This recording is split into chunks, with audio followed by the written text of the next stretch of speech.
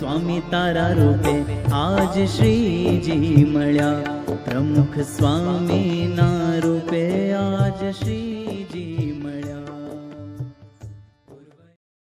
શ્રીમદ સદ્ગુણશાલિનમ ચિદચિદેવ્યાપ્તમ ચ દિવ્યાકૃતિમ જીવે સાક્ષરમુક્તકોટિસુખદમ નૈકાવતારાધિપમ જ્ઞેયં શ્રીપુરુષોત્તમં મુનિવરૈર્વેદાધિકીર્ત્યં વિભું તન્મૂલાક્ષરયુક્તમેવ સહજાનંદં ચ વંદે સદા. સહજાન સ્વામી મહારાજની, અક્ષર પુરુષોત્તમ મહારાજની જય. શ્રી સ્વામિનારાયણ ભગવાન કી જય. શ્રી અક્ષર પુરુષોત્તમ મહારાજની જય. ગુણાતીતાન સ્વામી મહારાજની જય. ભગતજી મહારાજની જય. શાસ્ત્રીજી મહારાજની જય. યોગજી મહારાજની જય. પ્રમુખ સ્વામી મહારાજની જય. દિલ્હી અક્ષરધામ મહોત્સવની જય. યોગી બાપા માદા હતા, એમને ઓપરેશન કરાયેલું. રાજકોટ અદાની ડેરી છે, કૃષ્ણદાન ડેરી, તો 1 મહિનો રોકાયેલા આરામ કરવા માટે ઓપરેશન પછી. એમની સેવામાં જગજીવનભાઈ હતા, છે હમણાં અમદાવાદ. એ જગજીવનભાઈને યોગી બાપાએ આ લખી આપ્યું હતું પત્ર, 7 મુદ્દા અંદર લખી આપ્યા. રાજી થઈને એમ કોઈ ભેટ આપે ને, એમ યોગી બાપાએ આ 7 મુદ્દાનું પત્ર લખીને આપ્યો. જગજીવનભાઈને તે વખતે બહુ ખબર ના પડી, એમાં કોઈને આપણને ક્યાં ખબર પડી છે. તો ભગવતરાય મુંબઈમાં રહેતા હતા, હર્ષદભાઈ દવેના ભાઈ. એ એમની પાસે આ લઈ લીધું પત્ર, મુંબઈ લઈ ગયા. ત્યાં વર્ષોથી એમ પાસે હતા. અમે એકવાર જમવા ગયેલા ભગવતરાયને ત્યાં. અમે આ પત્ર જોયું, અમે લઈ લીધું એમની પાસેથી. એટલે વાયા અમારી પાસે આવ્યા. પછી અમે યોગીમાની હાજરીમાં છપાયું હતું. એક જ ભાગતામાં તો ઘણું બધું છે. પેક જે અંદર સુનૃત જે આપણે કહીએ, સુનૃત એટલે વિવેક, આપણે સત્ય પ્રિય અને હિતકર વાણી. એ આપણે શબ્દકોશમાં લખેલું છે અર્થ સુનૃતનો. તેને એ થાય કે સત્ય, હિત અને પ્રિય એ વાણી, એને સુનૃત કહે છે. તો આપણે આની અંદર એવી જ વાત છે, એટલે આપણે એનું નામ સુનૃત આપ્યું. 7 મુદ્દાનો જે પત્ર છે. પછી આની અંદર મેળાવની પ્રાર્થના છે, પછી જીવન ભાવના છે. એવું બધું મળીને તો મોટું ગ્રંથ થઈ ગયું. પણ એની અંદર સ્મૃત છે એ આવી રીતે આપણને પ્રાપ્ત થયેલું. હજુ જગજીનભાઈ હજુ બેઠા છે, હજુ છે 85 ઉપર ઉંમર થઈ ગઈ. પણ સેવા એમને કરીને લાભ આપણને મળે છે. એવું છે. લાભ લઈએ તો, નહીં તો પછી તો છે પછી એવું થઈ જાય. એટલે કરોડ રૂપિયાના હીરા હોય તો આપણે શું લેવા દેવા સાથે? એક તો કરોડ રૂપિયા છે નહીં, બીજું કદાચ હોય તો લેવા નથી. હીરાને શું લઈને કરવાનું, ચાવવાનું?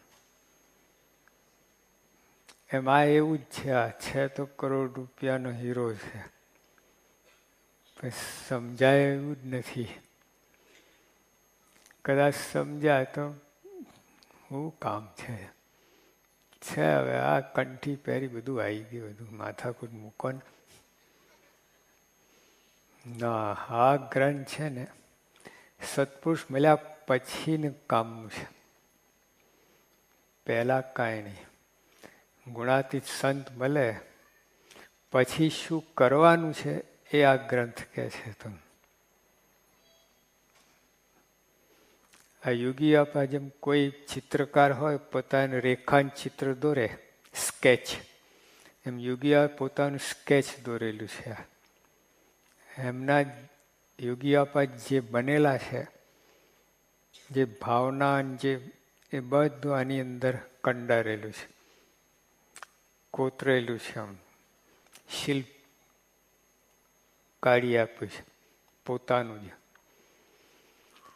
જેને બ્રહ્મરૂપ થવું હોય, એકાંતિક ભક્ત થવું હોય, એના માટે આ ગાઈડ છે. હા,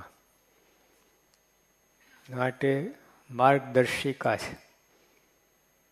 એકાંતિક થવું હોય તો, નહીં તો ગોદડું એને હુઈ રહો, પ્રેમથી ત્યાં નસકોરા બોલાવતો હોય, નરિયા ઉડાડો. પણ જો એકાંતિક ભક્ત થવું હોય, અને એકાંતિક ભક્ત થવામાં જ માલ છે. શ્રીજી મહાનો અવતાર એના માટે જ છે. જો નિષ્કાળ સ્વામી ભક્ત ચિંતામણી અંદર તમે વાંચો, દરેક પ્રકરણના અંતે શું આવે છે? શ્રીમદ એકાંતિક ધર્મ પ્રવર્તક મુનિવીર ચેતેશી સહેજાનંદ સ્વામી મહારાજ, પછી જે ચેપ્ટરમાં જે હોય એ લખે.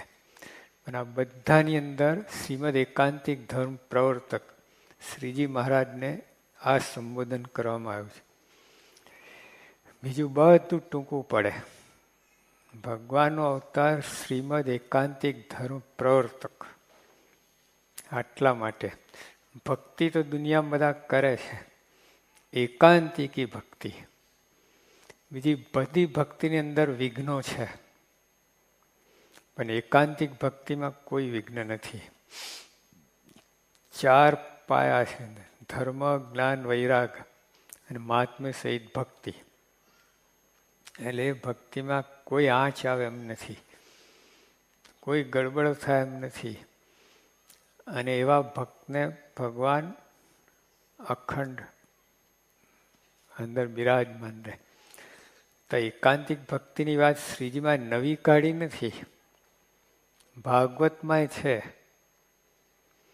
બીજા ગ્રંથોમાંય છે. એકાંતિક વાસુદેવ મહાત્મા નામે ગ્રંથ છે, સ્કંદ પુરાણ. સ્કંદ જેમ ભાગવત પુરાણ છે, દેવી પુરાણ છે, ગરુડ પુરાણ છે, એમ સ્કંદ પુરાણ છે. એ સ્કંદ પુરાણની અંદર શ્રી વાસુદેવ મહાત્મા નામે ગ્રંથ છે. એની અંદર સંપૂર્ણપણે એકાંતિક ભક્તિની વાત આવે છે, ધર્મ, જ્ઞાન, વૈરાગ ભક્તિની વાત આવે છે. જો આ ભક્તિ તો બધા કરે છે લોકો. આ જ્યારે નવરાત્રિ આવે છે, શું ભક્તિ તો જોયું હમ તો, ઓહો, જે હિલોરે ચડે આખી રાતની રાત કાઢી નાખે. તારે આંખો લડાવતા જાય, તમારે ધમ ચાલતી હોય બધી. એ ભક્તિ ના કહેવાય. ના તો કોઈ વિકાર ના થાય એવું આયોજન હોય એ ભક્તિ. આ તો અંદર બધું વિકારથી જ ભરપૂર. એવું બધું આયોજન, એ ગોઠવણ, એવું બધું સ્ત્રી પુરુષ ભેગા અંદર, ક્યાંથી એ ભક્તિ કઈ રીતે થાય? અમેરિકામાં કોએડ્યુકેશન છે, એટલે છોકરા છોકરી સાથે ભણે. એમાં 4-5 સ્કૂલો પ્રાઇવેટ સ્કૂલો, એમાં એ લોકો કોએડ્યુકેશન નહીં, છોકરીની સ્કૂલ અલગ, છોકરાઓને અલગ. અને એમાં એ લોકો પ્રયોગ કરીને બતાવ્યું કે આ જે સ્કૂલમાં છે એનું પરિણામ ખૂબ સારું આવ્યું, છોકરાઓથી અલગ ભણે. તો જો વ્યવહારની અંદર પણ છે, તો એ આધ્યાત્મિક માર્ગની અંદર ભેગા કો એડ્યુકેશન નહીં, કો ભજન, શું દશા થાય? કઈ રીતે ઇન્દ્રિયો જારી રહે? ક્યાં રહે? એ ભક્તિને ઠીક છે, સાપ ગાય લીસોટા રહ્યા. પહેલા નવરાત્રિ લોકો કરતા હતા, ફરાર કરીને ઉપવાસ કરીને, ભાઈ ભાઈ અલગ પોતે કરે. એ પવિત્ર પર્વ આખા વર્ષની અંદર જે બધું બગડ્યું હોય મન ને બધું, એ 9 દિવસમાં સુધરી જતું. આ તો વધારે બગડે. આખા વર્ષમાં બગડ્યું એના કરતાં 9 દિવસો વધારે બગડેલો. આવું થઈ ગયું, ઊંધું થઈ ગયું. એક અમારે મુંબઈમાં ઓલો પંખો કંઈ એવું ભૂલ થઈ તો ઊંધો ફરે, તો કચરા નીચે ઉપર જાય, ઓલા એક્ઝોસ્ટમાં. તો એવું થઈ ગયું. 9 દિવસ અંદર શુદ્ધ થવું જોઈએ મન, અને વધારે બગડે, ઊંધું થયું, ઊંધો ફેરો પંખો. તો જ્યાં મહારાજ એટલા માટે કહે છે, શ્રીજી મહારાજ આખા હિન્દુસ્તાનમાં ફર્યા નીલકંઠ વર્ણી તરીકે. બધા એમને જોયું કે આ મુમુક્ષુની પડતી અહીંયા છે. મોટા મોટા ગુરુ મંડલેશ્વરો બધા અહીંયા ગોથા ખાઈ ગયા. સ્ત્રીના યોગમાં આવે, બધું થયું. લોજમાં મહારાજાએ પહેલું કામ એ જ કર્યું, ગોખલો પુરાઈ દીધો. હજુ તો 1 દિવસ થયા નથી, હજુ કોઈની ઓળખાણ પહેચાન નથી થઈ. હજુ તો કાંઈ એકદમ નવા જ એને કે આપણા ઘરમાં કોઈ એકદમ નવો માણસ આવે પછી કે આ ખુરશી અહીં મૂકો, ટેબલ અહીં મૂકો, આ બારી બંધ કરીને અહીંયા નવી બારી કરો. તમે શું કહો?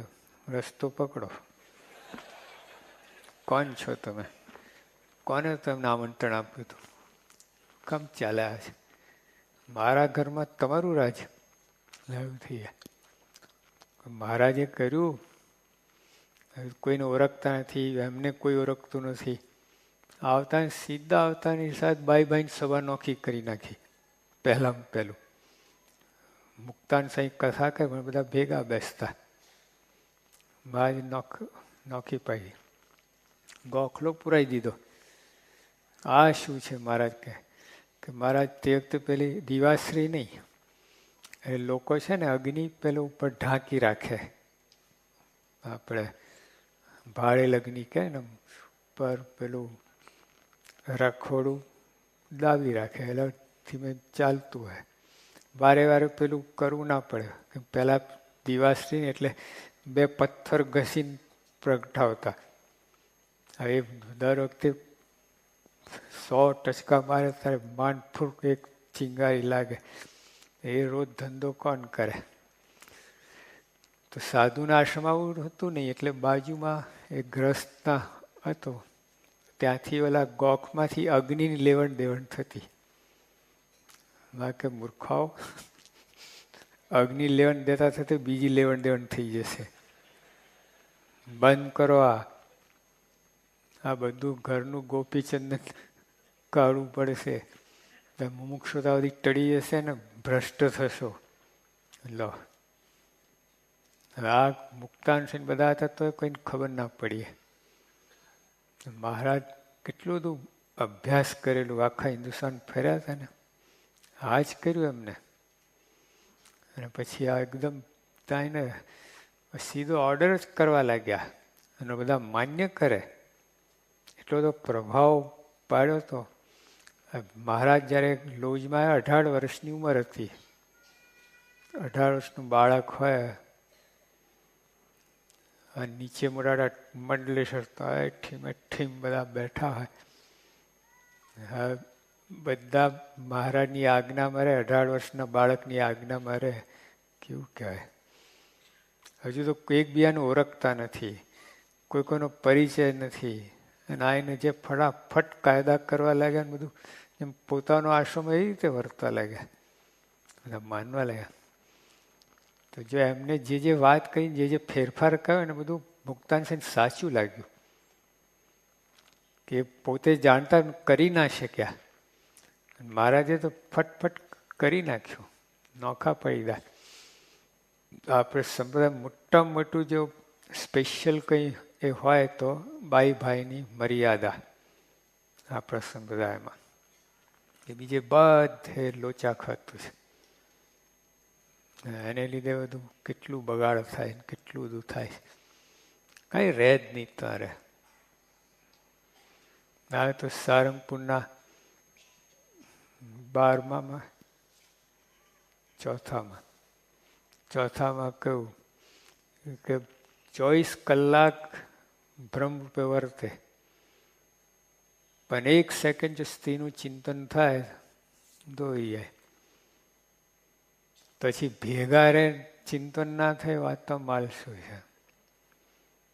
ગમે એવો ધીરજવાન પુરુષ હોય, આમાં શું બાકી રાખ્યું, ગમે ધીરજવાન પુરુષ હોય, પણ સભા હોય ને એમાંથી એક સ્ત્રી પસાર થાય તો એની ધીરજ તૂટી જાય. એ વસ્તુ જ એવી છે. મહારાજ આ બધું ઊંઘમાં નક્કી કરેલું. મધ્યનો પ્રાતિશ વૈષ્ણવ છે, એમાં મહારાજ સૂઈ ગયા છે. માં કે અમે સુવા બહુ, અરે જાગવા પણ નિંદ્રા આવી, ઘેરાઈ ગયું મન, તે જાગવા પણ ઉઠાય નહીં. પણ એની તમે જે વિચાર કરો તેમને તમે કહીએ છીએ આ કઈ જાતની ઊંઘ. ઊંઘમાં જે વિચાર કરો છે એ સિદ્ધાંત તરીકે સ્થાપે છે. સિદ્ધાંત એટલે જે અનુભવના અંતે નિચોડ આવે અને જે તમે કાયદો બનાવો કે કોઈ ટેકનિક બનાવો એ સિદ્ધાંત કહેવાય. તમારી ઊંઘમાં જાગવા કે નીંદર અમે ઊંઘી નહીં, એની અંદર સિદ્ધાંત નક્કી કરે છે. માં શું કહે છે કે ગમે એવી ધર્મવાળી સ્ત્રી હોય કે ગમે એવો ધર્મવાળો પુરુષ હોય, પણ સહવાસ થાય બગાડ થાય છે. આ ઊંઘમાં નક્કી આ સિદ્ધાંત વિચાર કરો. તો આજે આ કોઈને આ ગમતું નથી આવતું,